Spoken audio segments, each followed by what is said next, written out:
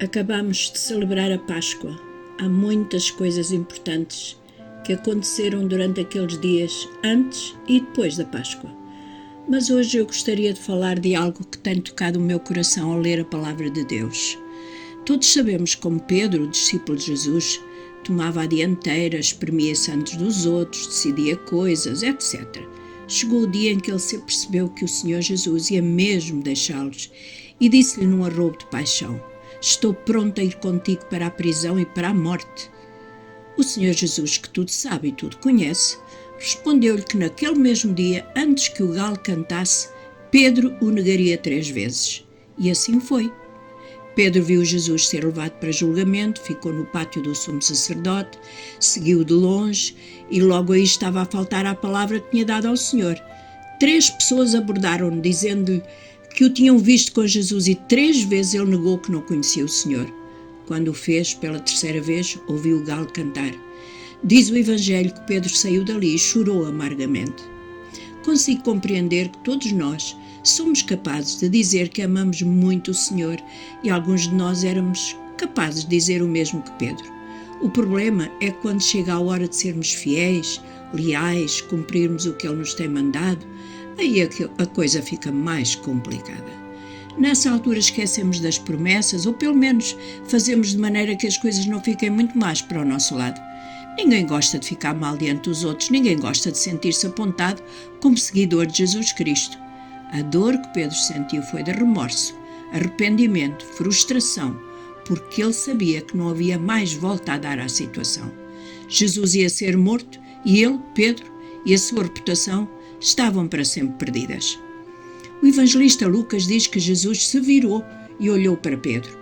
Não consigo imaginar o que havia naquele olhar de Jesus, mas possivelmente havia desilusão, dor pela falha do amigo, muita compaixão e, sobretudo, muito amor. E foi por causa do olhar de Jesus que Pedro chorou amargamente.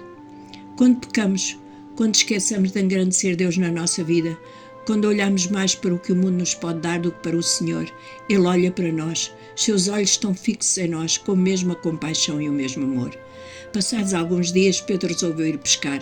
Jesus tinha morrido, todos estavam tristes, confusos, abatidos, e embora houvesse notícias que ele tinha ressuscitado e alguns já o tivessem visto, ainda assim os discípulos estavam sem saber o que fazer a seguir.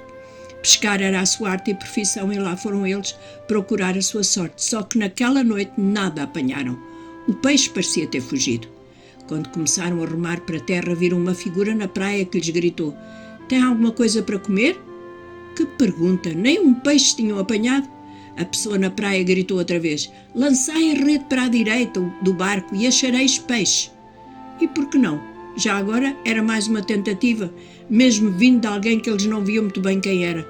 Lançaram a rede e foi aí que as coisas se complicaram, porque a rede ficou tão cheia de peixes, tão pesada. Não era nada, só 153 peixes grandes. Uma pesca e tanto. O facto daqueles peixes terem enchido a rede tão depressa deu a João uma certeza que ele expressou em voz alta: "É o Senhor."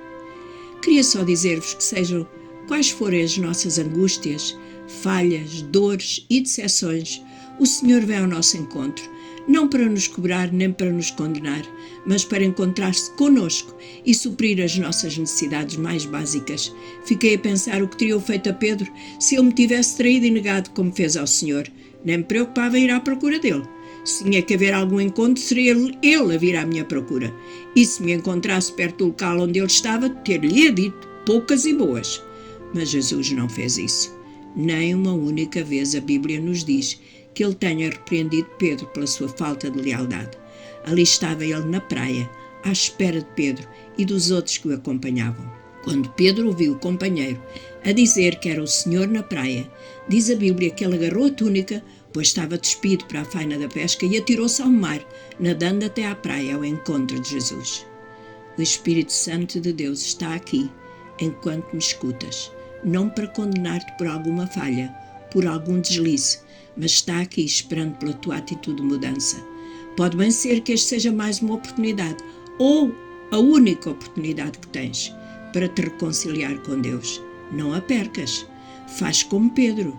Vai a Ele hoje, sem demorar. O que te impede?